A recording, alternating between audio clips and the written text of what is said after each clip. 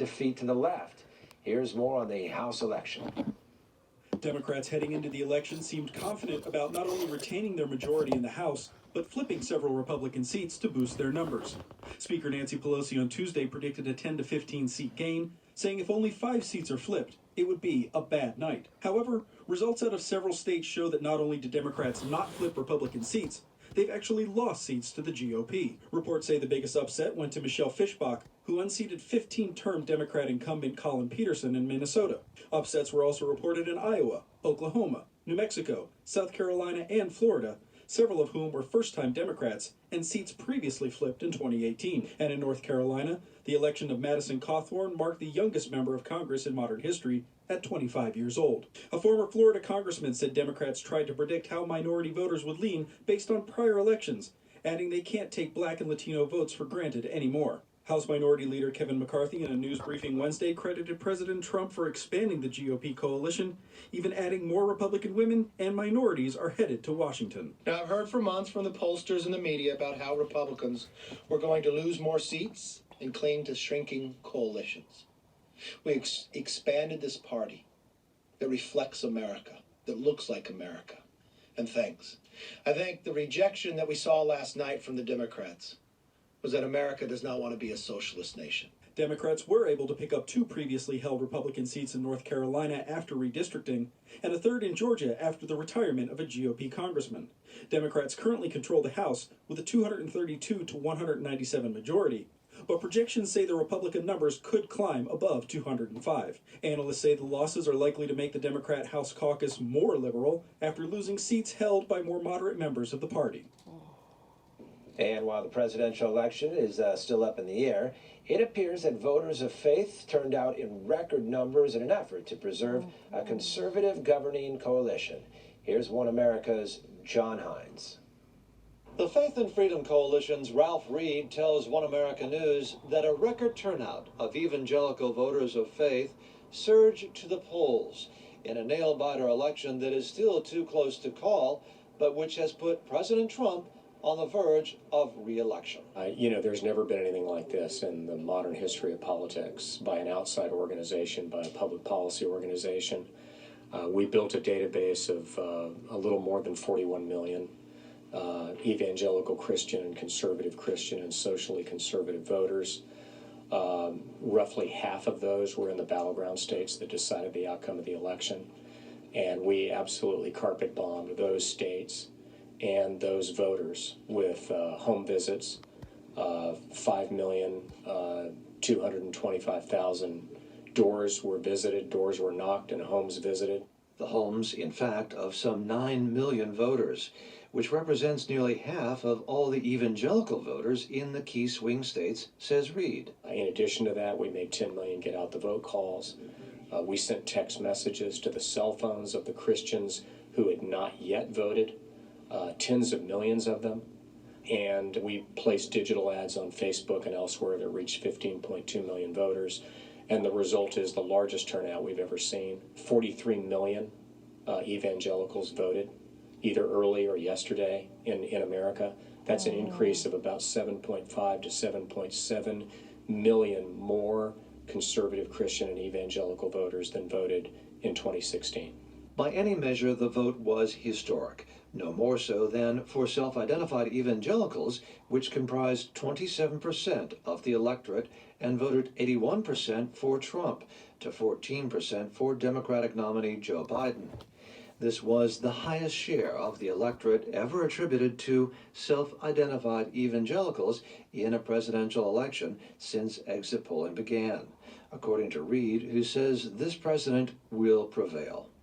We remain cautiously optimistic. Look, we thought all along that there were a minimum of 5 and maybe as many as 9 states that were effectively tied or within 1%. And with few exceptions, that's how it turned out. So we believed that all along. We were prepared for it. It's why we thought the ground game and the voter education and get out the vote operation was so critical. And, if he prevails, there's no question that these voters will have provided the margin of victory for him. If Reed is right, the evangelical ground game may have worked. and may be further proof that the GOP needs these voters to win and that Democrats continued to suffer for failing to connect with voters of faith. John Hines, One America News, Washington. And Brexit Party leader Nigel Farage says if Joe Biden wins the 2020 presidential election, he will just run again in 2024. Here's One America's Jen Pellegrino.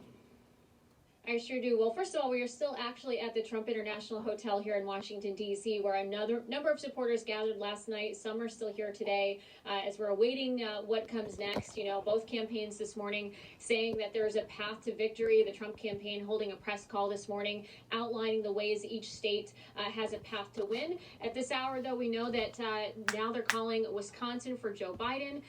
Nigel, we all haven't gotten much sleep. The last I spoke with you was early morning hours. How has your outlook changed with the news that we've heard this morning? Well, it all looked very good at one point last night until suddenly Arizona, Fox called Arizona, although I believe they're still counting. Look, I would hate to say to anybody I told you so, but I said back in August when I realised what the extent of mail-in ballots would be, or postal voting as we understand it on my side of the pond, and I said on the 4th of August, he'll win on the night, but there's a danger he'll lose the next day, and that's exactly how it looks. Here's the problem. You know, in a democracy, if the other guy beats you, and it's all fair and square, well, that's democracy. That's what people fought for. That's how we live. The trouble here is there is the suspicion that through the mail-in ballots, things have been done that are either fraudulent, intimidatory, whether the verification process has been correctly done. And I think Trump has made it pretty clear that he's not going to take this lying down. He's going to go for a legal challenge of some kind. What he has to do is he has to prove from evidence and from affidavits of people on the ground that things did go wrong. If he can't prove there was fraud and intimidation, then he's got no chance. But I think with the right kind of groundwork, he can do it. 20 years ago, we had the most impeccable system in the United Kingdom. Our elections were as perfect as anywhere in the free world.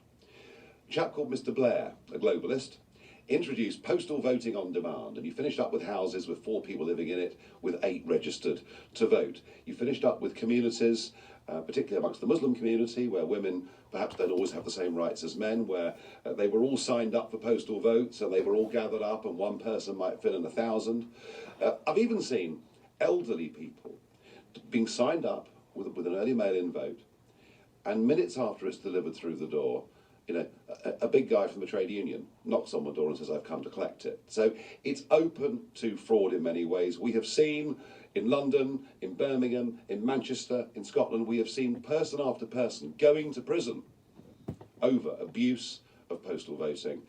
And I kind of think that because of the pandemic, this crept up on the Republican Party without them really seeing the danger. And it's one of the great regrets here is that during the 4 years that they've been in, they've not actually done enough to put in place, you know, proper balloting, ending ballot harvesting, and making sure it's fair. So we've learned through 20 years of bitter experience, and now it looks like America's paying the price. And, you know, there's no question Americans are weary. We've had a long year, of course, around the world, but with this pandemic, a lot of what's been going on throughout our cities, the violence.